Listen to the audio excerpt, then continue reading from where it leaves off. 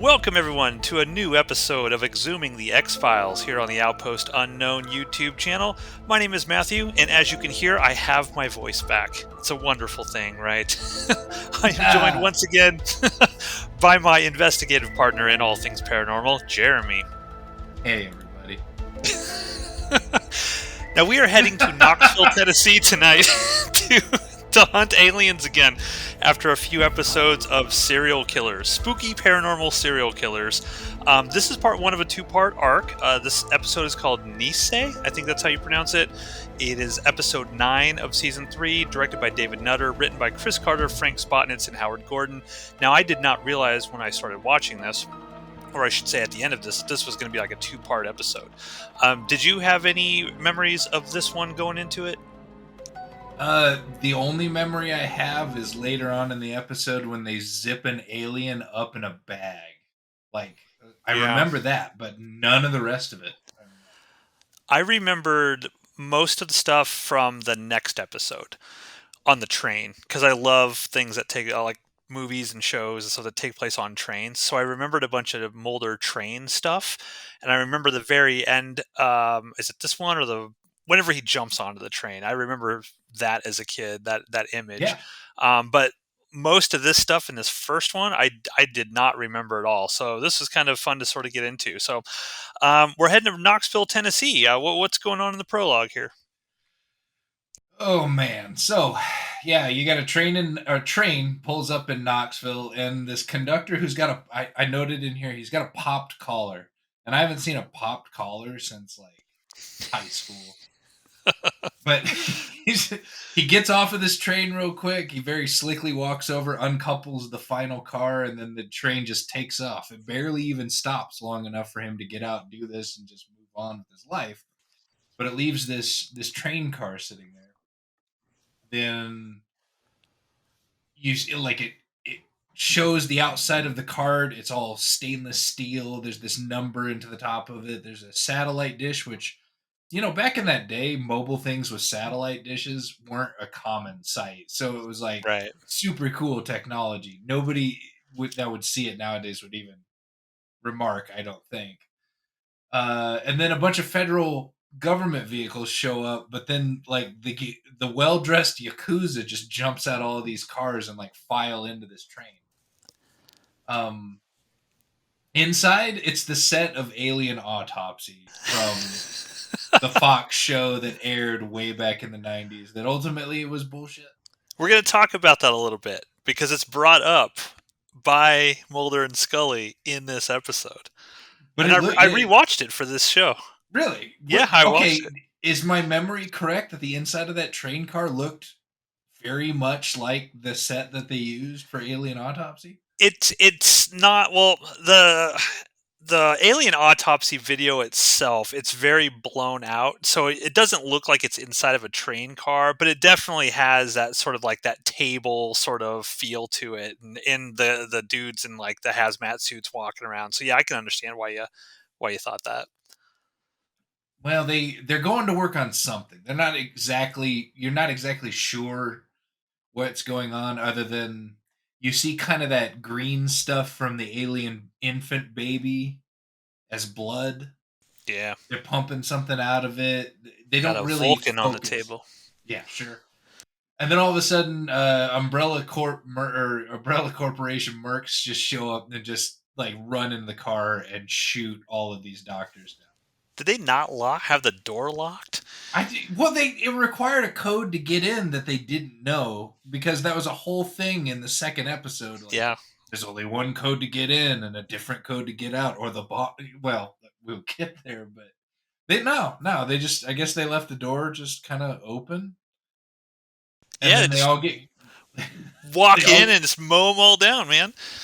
Then they collect all of the evidence. They run over to this alien body, and you get this quick camera shot of an alien head as they zip a body bag up around it, and then we get the title screen. Yeah, that looks super cool too. Like the alien itself, and it's just like you said, it's so quick. Just zip, and you're like, ah, and that's the kind of opening that I'm like, all right. I want to give me some more aliens, inject it right into my veins. Let's see where this goes. What'd you think of this opening? I it was pretty good, but I did get left feeling like they zipped that bag so quickly that I back when I was a kid, I'm like, all right, they're just teasing me. But now that I'm an adult and I have some film experience behind me, it's like, did they do that so quickly because their prosthetic or whatever they made kind of look like shit, and they had to like cover it up real quick? Just, I mean, they've done it in this show before when their Yeah. stuff looks bad. Yeah. So I didn't know. I didn't Yeah. know. I mean, it worked for me. I liked it. It was good. It was definitely a they're nailing all of the Alien openings. Like Yeah. I don't know that there's a bad one all the way through the end of the show now. And these are always the ones that just hype the crowds, hype the audience, get them ready. It's like, all right, buckle up, folks. Yeah. We're gonna talk about aliens. And yeah, of course I'm excited about that. So cuts to Scully walking into Mulder's office. He's really, really relaxed watching a video. The first thing out of her mouth is, "Well, that's not your usual brand of entertainment." And I'm like, So "Are they? funny. Has she walked into his office and he's just watching hardcore porn at work?" We should have been like tabulating every time there's a porn reference in this show. Every time Scully makes some sort of crack at Mulder about his porn habit. Yeah, you can't sit there and just watch porn in a federal building. But he's in the basement, so who knows? Yeah, right. They don't go down and like watch him, and this is pre-internet, so he's Yeah. not down. Like, what? How are they going to know? Yeah. I mean, But as it just turns out, he paid $29.95, which he repeats over and over again over the next two episodes, for an alien autopsy video. And they both like take this moment to make fun of the show that aired on Fox. yes.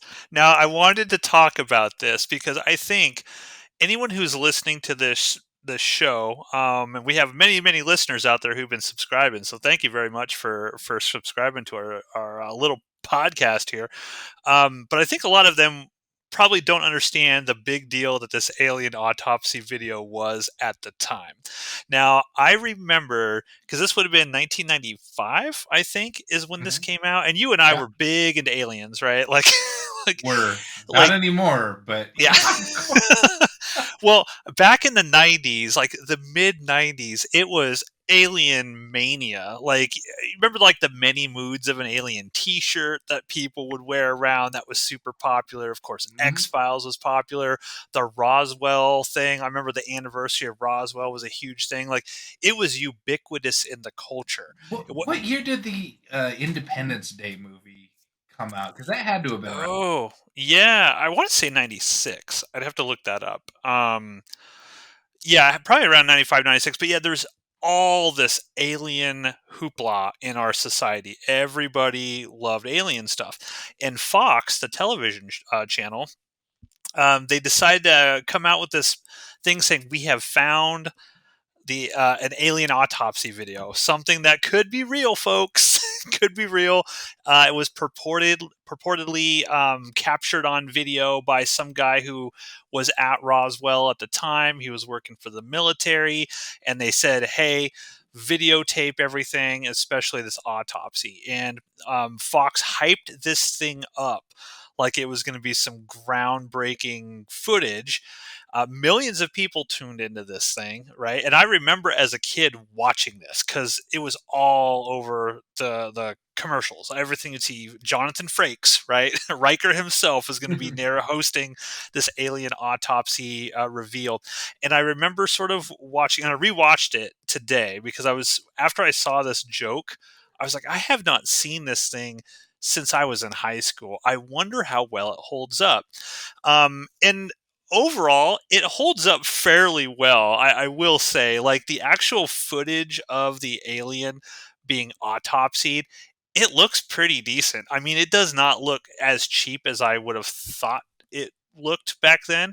Still looks pretty good. I mean, it's funny because they will have interviews with different people, and Fox is very careful to say this could be fake, folks. They say it right up front. They're like, hey, this might not be real, but if it is real, that kind of thing.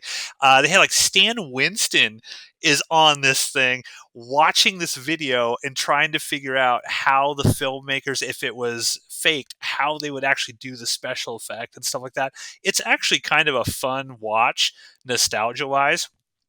So I'll post a link in the show notes down below. If you're some 20-year-old dude wondering what the alien autopsy fact or fiction thing was, you can watch it on YouTube. Jeremy, what are your thoughts? What do you remember about the alien autopsy fact or fiction show that was on Fox? I thought that it was going to be that watershed moment where disclosure was all of a sudden going to be a thing. That we're fascinated with aliens, we're finally going to have the evidence and the ability to like find out more going forward. That, okay, the cat is out of the bag now. Just go ahead and tell us the rest of it. And when watching it, like I, I'm it calls to mind Blair Witch, but I'm looking it up now. Blair Witch was 99, so they must have just taken a bunch of pages out of this book as far as how they presented it, but they spent almost the entire show repeating over and over again, this may be legit, it may not be. And when you're Yeah, watching it, it's like, well, okay. yeah. Yeah, it's if you look, it's funny because when they interview like Hollywood people, like they have a cinematographer on there, and he's like, "This is fake."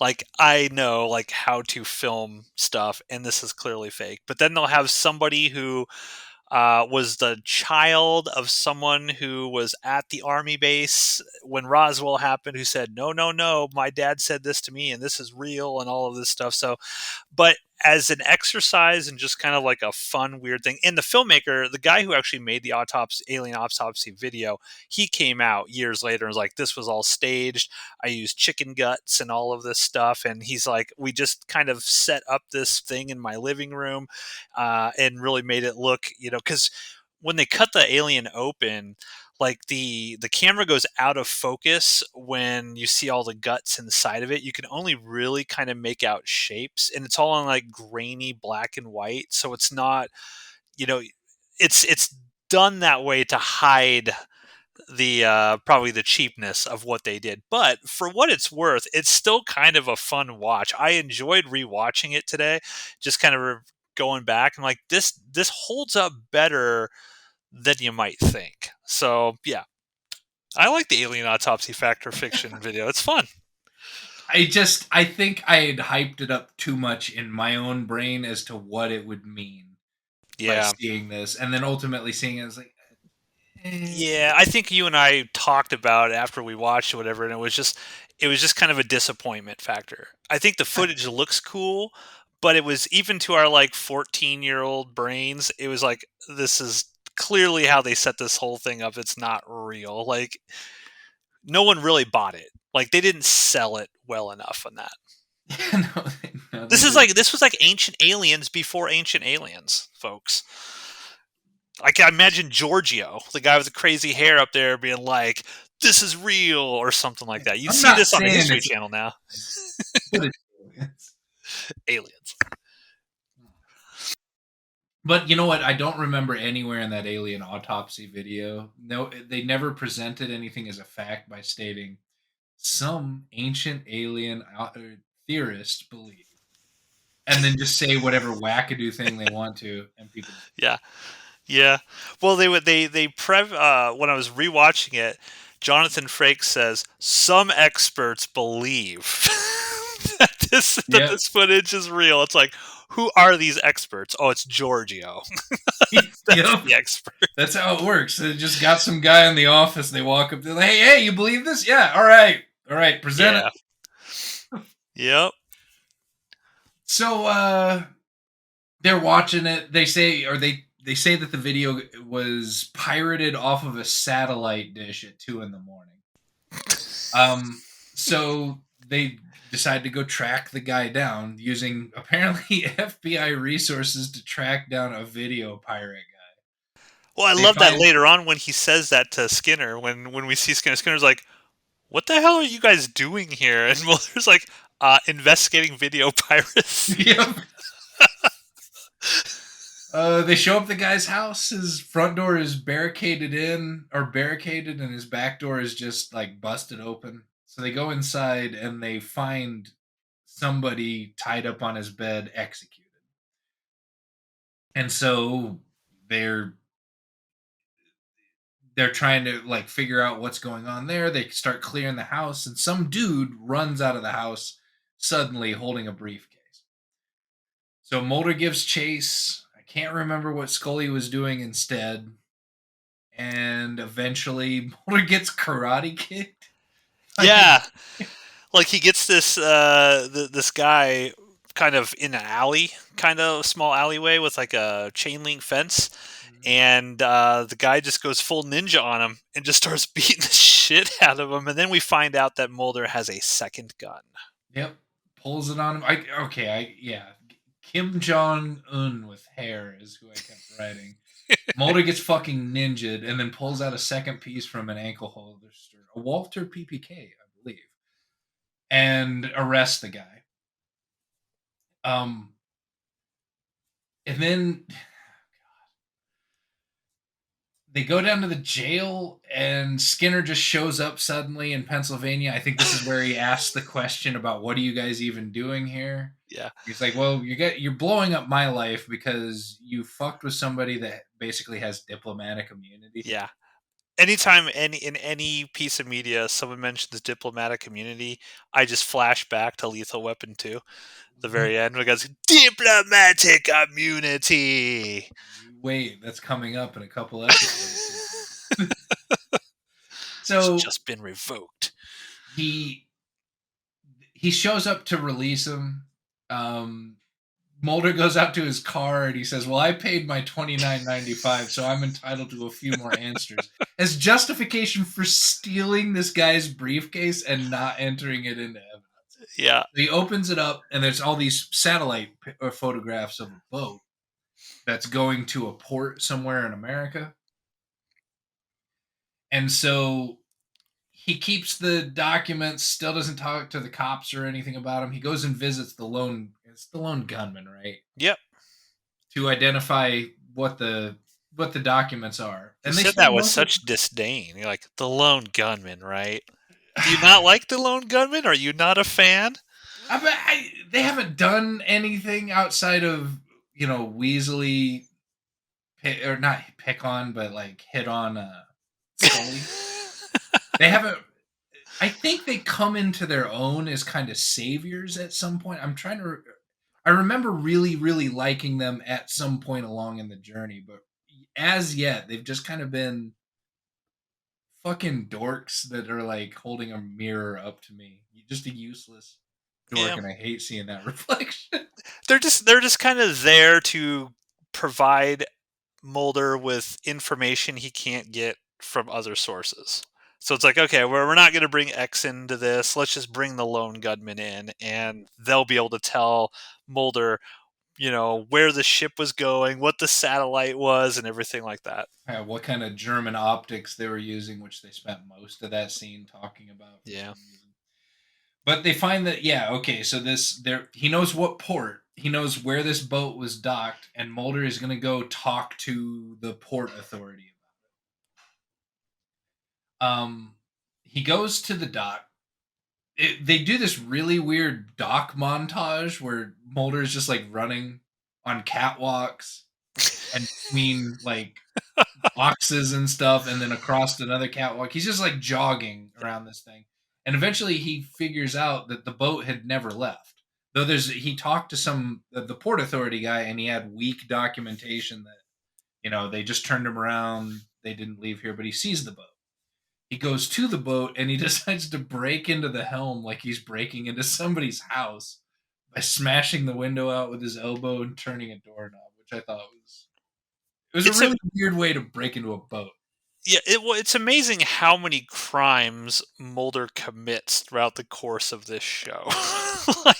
like I was sitting there watching this. I think at one point, maybe it's the next episode where Mulder's, I don't know, he's going somewhere, and Scully's on the phone with him. Is like, please tell me you're not going to break into a federal building again. Oh, he's like, too late. I'm already, but I'm just it's And then she just starts talking to him like, all right, well, what what does do it you look see? like in there? But it's just one of those things where I'm just like, man, how many laws has Mulder broken? It's crazy. He acts like he has complete immunity to do anything. We should have been doing a counter Yeah, we from the should have. very beginning where just blatant crimes are being committed by our protagonist. So he breaks in and he breaks in to check the brand name of a rain jacket that's hanging on a coat rack inside of the helm because there's Yeah. nothing else there.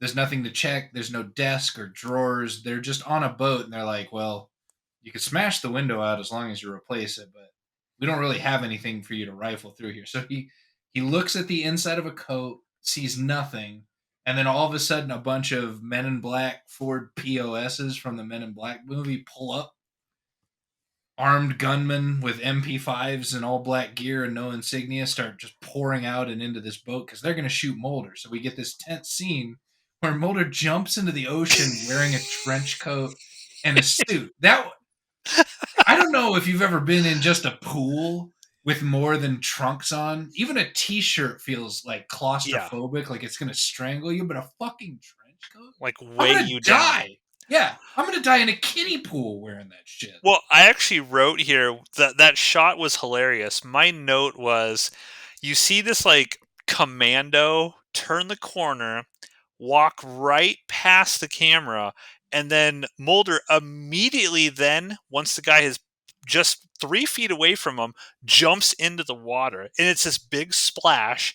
And I wrote, apparently the commando is deaf and could not hear the giant fucking splash right 5 feet away from him in the water. It's so hilarious. It's like, you Well, know, if there's one thing we've learned so far is those black clothed commandos that they've sent after Mulder and Scully like multiple times.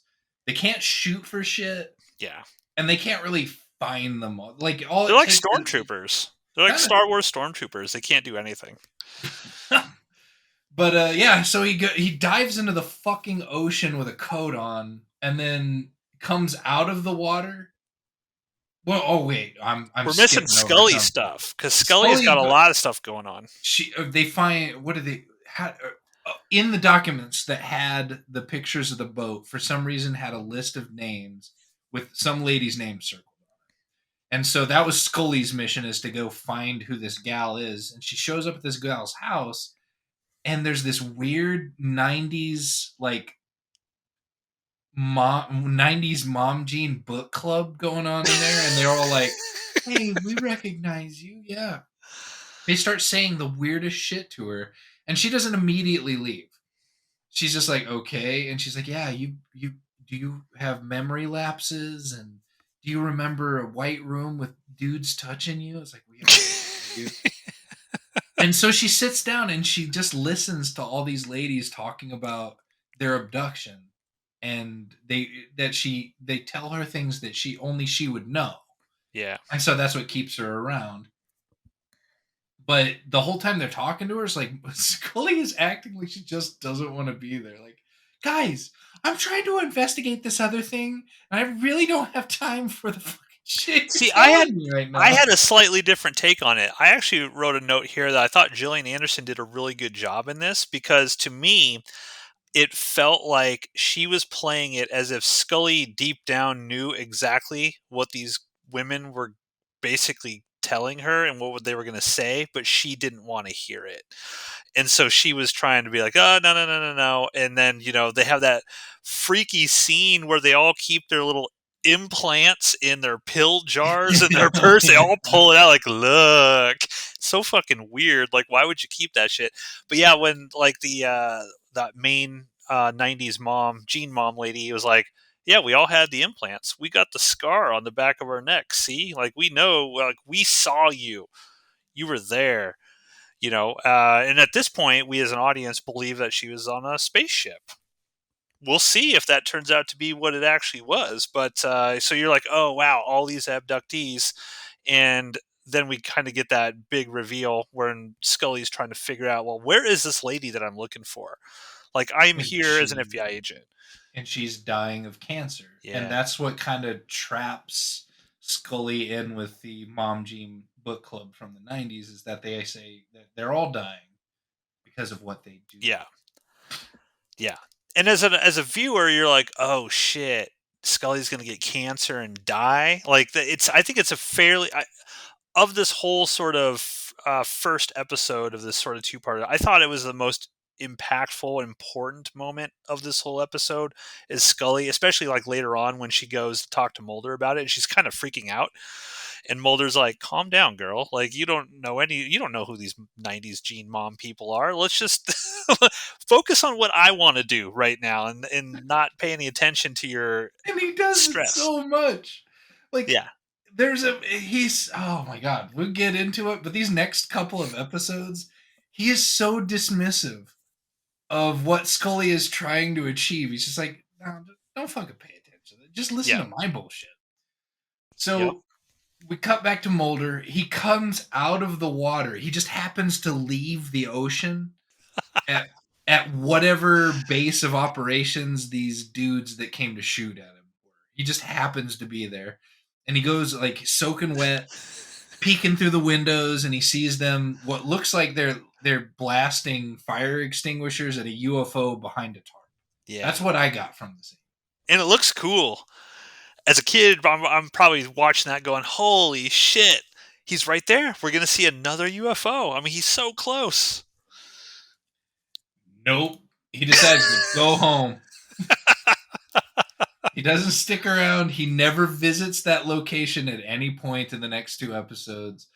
He just goes home. And by the time he gets home, he somehow has been blow dried and dry cleaned because he opens his door and his like hair is parted and neat. Yeah, And his clothes aren't really that rumpled. Like, he dude, air you were in dried. the fuck. Yeah, he did. But I love this part is he sees Skinner sitting in the corner of his room. But did you see that open drawer next to him?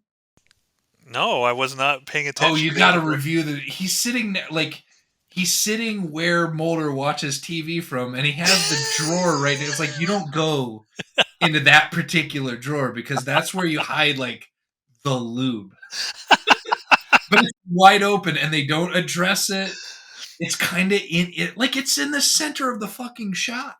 Part of the Huh. drawer is in front of Skinner, but anyway, I was like, well, I sat there. I wrote my note on there. It was like, how long has Skinner been sitting in Mulder's apartment? Like, Skinner would have no idea as to when Mulder would be home, how long he's going to be gone, and it reminded me of that meme. Gosh, I don't remember who the guy is, but have you seen that meme of that guy? And there's like, hey, what are you doing? He's like, you know me? Nothing, just hanging around. That's all I'm doing. That's what I thought Skinner. Like, what are you doing here, Skinner? I don't know, just hanging around. like there, oh man, in the extended cut, there is just a scene where he sits there for 3 hours, just like check the fridge a couple of times. But okay, so he talks to Mulder, and I can't even remember. No, he just says He you tells kind of fucked Mulder, me. Yeah, he kind of yeah, fucked me with this diplomatic immunity guy deal. You're on your own. yeah. Like He's like, I'm out. I can't help. But it didn't seem as dastardly as when he had said it in the past. It was more like you've exhausted your options with me, and I can't be of assistance to you. Not Yeah. you've gone completely off the reservation, and I refuse to help you. Sort of. I think they're friends at this point, right? Like, I Yeah, feel, although Mulder did have a gun on and pointed at him like for a long period of time, and Skinner's like, "Will you put the gun away?" Because I think Mulder or Skinner made a joke about him when he saw him earlier, when he's like, "You got your ass beat up by a ninja," essentially. And I think that there's still that little bit of distrust there, but I feel like I don't know why Mulder would just be holding a gun on Skinner at this point in the show. It feels like Skinner's pretty much on their side. sure. There's still some mistrust there. I don't know that I'd call them friends at this point, but sources, a little bit Yeah, of trust, maybe. So, if he can't get advice there, what is he going to do? He can't go to the lone gunman because we've already seen them at once this episode. So he goes back to the politician he saw in season one, I think. I think it was season 2. I think it was the first episode of season 2, Little Green Men. Okay. Well, he goes and sees that guy, and that guy doesn't have anything other than a cool quote. Yeah, Senator Matheson. That's the guy's name. And was it? Well, okay, maybe I make sure because I only wrote the quote down. Doesn't he say? He asks him, "What am I on to here?" And the guy tells him, "Monsters begetting monsters." Yeah. Like, all right, it's open to interpretation. Like all we've seen so far is an alien autopsy. We haven't really suspected what's going on. I think they talked. No, they haven't talked about where the Japanese guys come from. That's not until the next.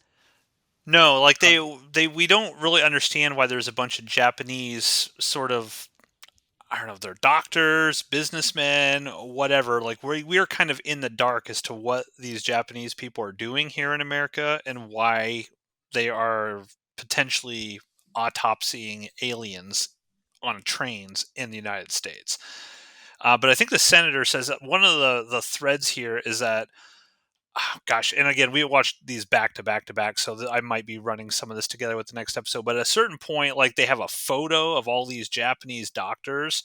yeah, Doesn't the senator say like 4 of them were just murdered last night or something, yeah. like these Japanese nationals? And the senator is in season 1. He's kind of mentioned, and he's kind of like the guy who has been protecting Mulder this whole time. He's kind of like in the background. We see him in season 2 briefly in that first episode. He tells Mulder to go down to that big giant satellite dish in Puerto Rico or whatever. And this is the first time we've seen him here. But he's like, because when Skinner's like, you're gonna have to. I hope you have friends in high places or something. This guy is the friend in a high place that Mulder goes to when he's got like nothing else. But yeah, the senator's like, oh look, I'm on the intelligence committee. I already know what's sort of going on here, and he gives Mulder the lead that he needs to move his story forward. So Scully tells Mulder she was freaked out by the book club, and he was super dismissive of it. It's Yeah. the exact one that I wrote down. Yeah, he's Uh, just like, yes, you had a microchip implanted in your neck. No big deal, girl. Just listen to what I'm talking about. Like my stuff is the important stuff here. Just uh, calm down. it's revealed through the photographs that these guys, these Japanese guys that may or may not be dead, are part of the infamous Unit 731.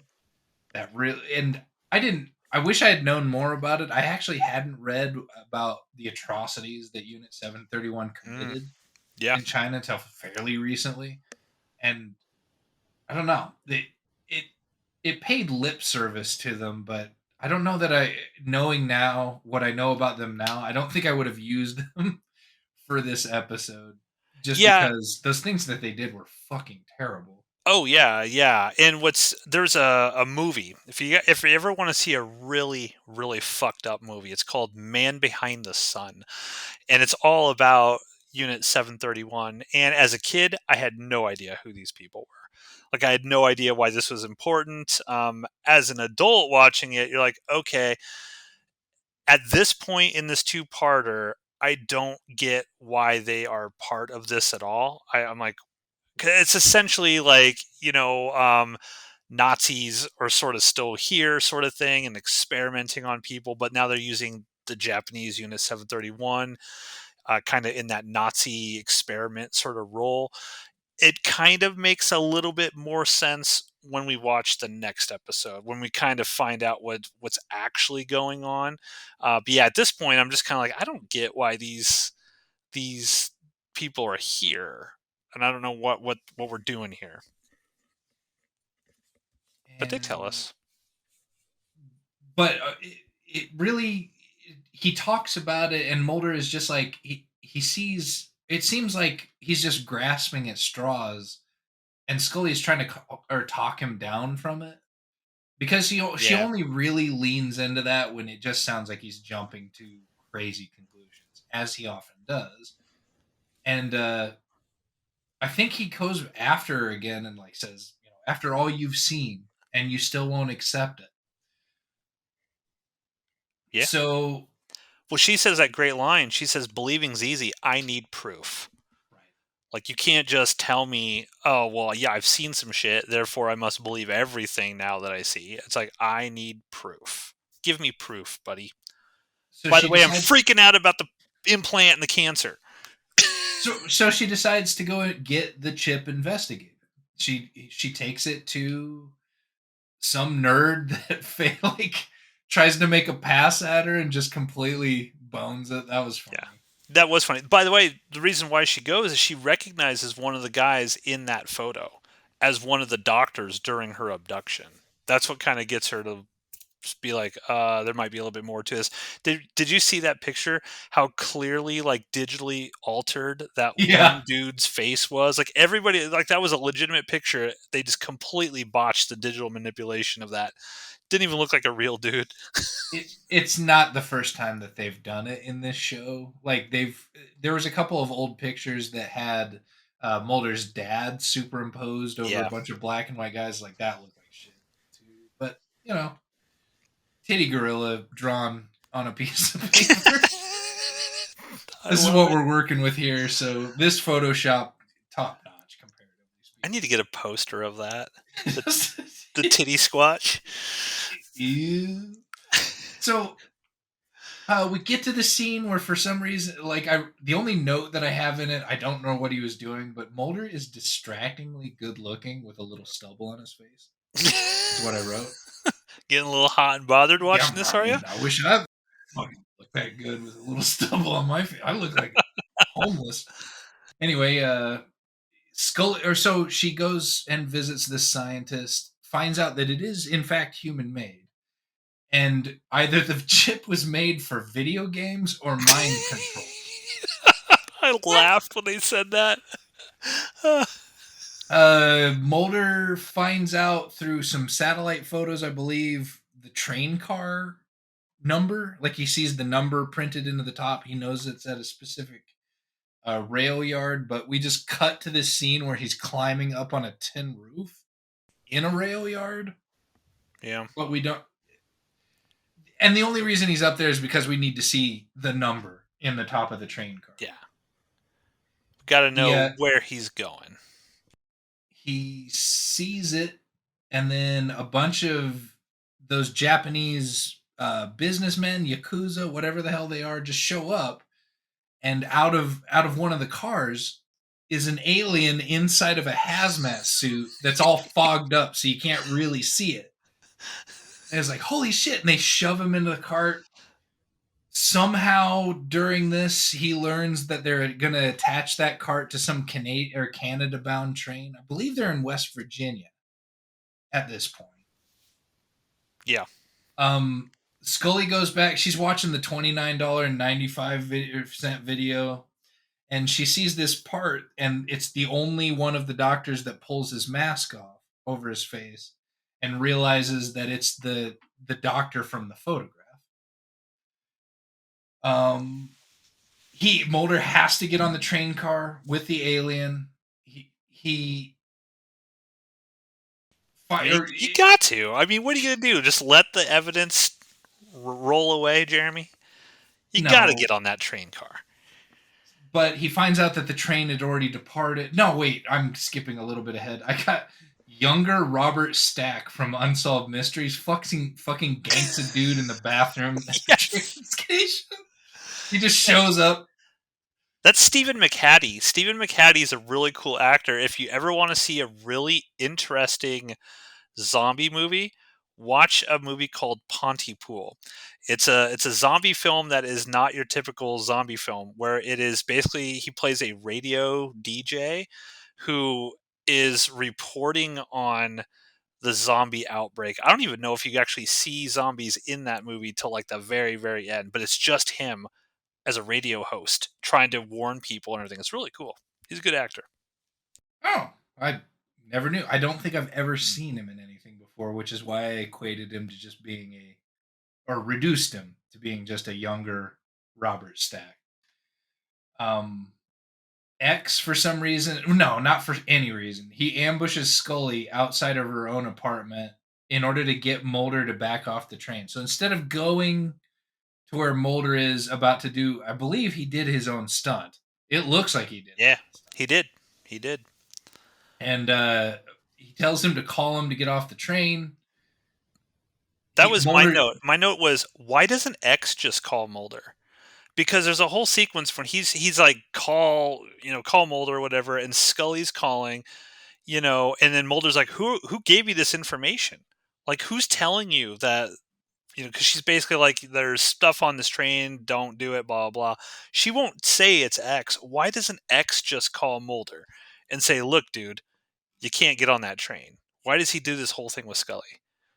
because I don't think the last time the two of them met up was X had killed somebody in front of him, hadn't he? One of the shapeshifters or something, but there was some bad blood, I So faintly you recall. okay? So you're saying like X might have thought, well, I have a better chance of getting him off the train if Oh his yeah. trusted partner tells If him to he do it. if he would have called Mulder, Mulder would have jumped on the train, jumped off the train, run back up the bridge, and then did it a second time just to spite him. Okay, that makes sense. Okay, thank you for talking me through that, because I was like, why didn't he just call Mulder himself? But that makes sense. But he jumps off of a bridge onto a fucking moving train, and it looks like it's David Duchovny doing the stunt. Yep. And in the process, he loses his phone, of course, because you don't like. He should have put the phone in his pocket and then jumped instead of continuing. I don't know. Was he holding the phone to his ear as he jumped? I'm jumping, Scully. Whee! And then he hits the train and it goes scattering out of his hand.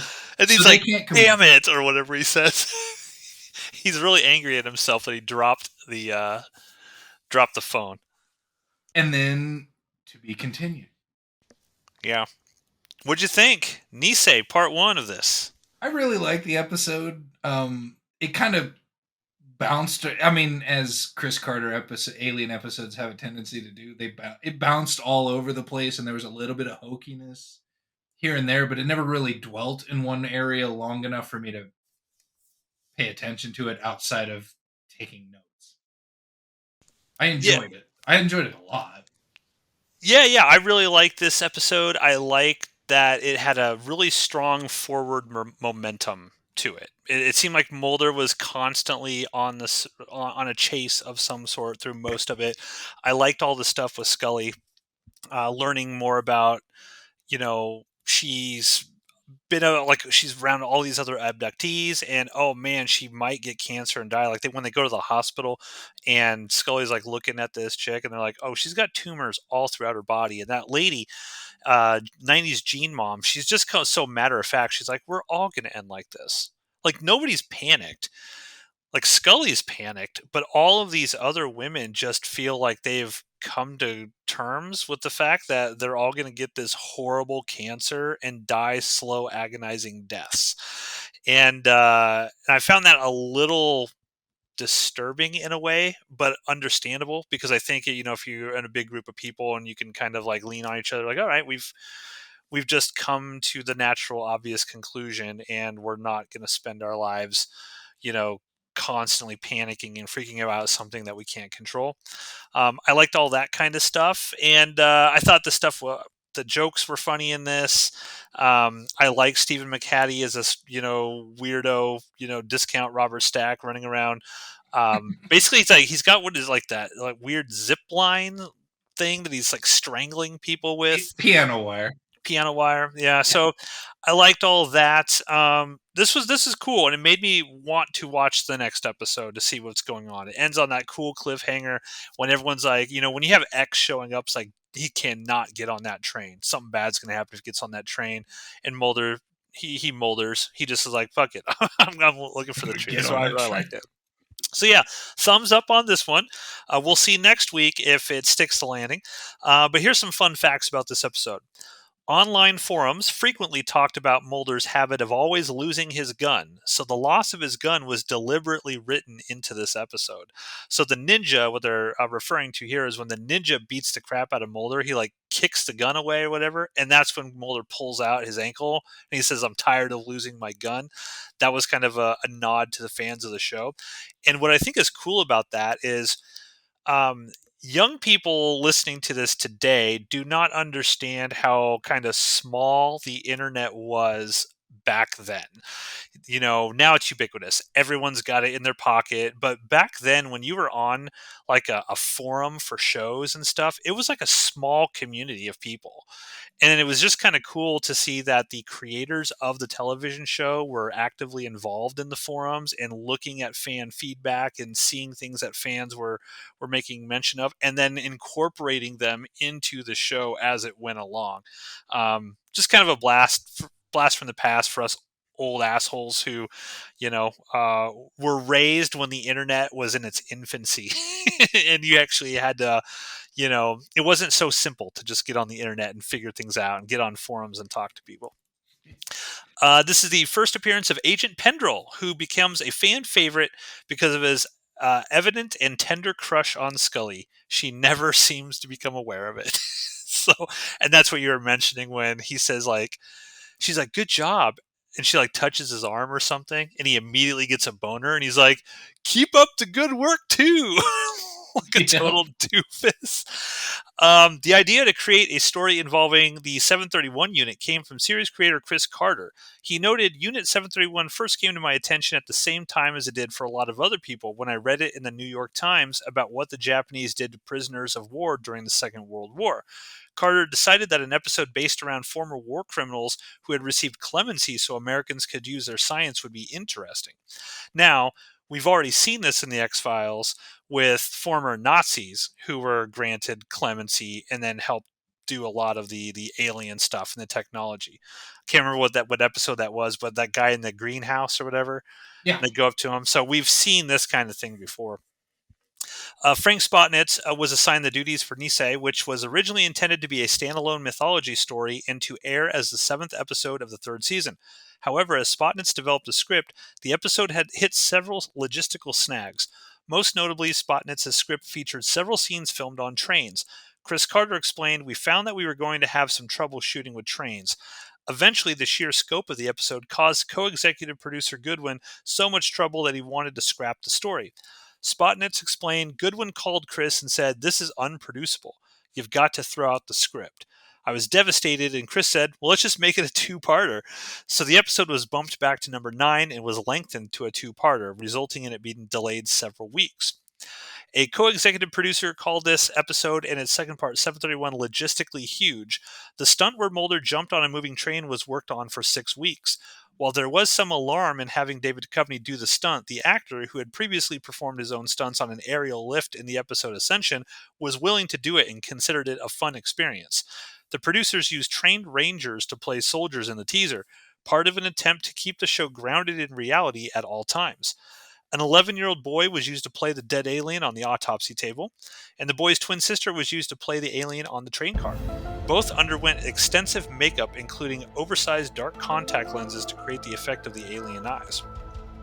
And then after watching the video bought by Mulder, Scully compares it to the 1995 Alien Autopsy video, a hoax made by Ray Santilli, a British video producer. Coincidentally, Fox ended up re-airing the Alien Autopsy video the night following this episode's original air date. The title Nisei refers to the term used in countries of North and South America to specify the son or daughter of an Issei couple born outside Japan. The term Nisei, Japanese American, refers to Nisei living in the United States. So there you go, folks. That is Nisei Part 1. Hit that like and subscribe. Stay tuned. We're going to talk next week about the second episode of this two-part arc, 731. So with that, Jeremy, tell everyone goodbye. Goodbye, everybody.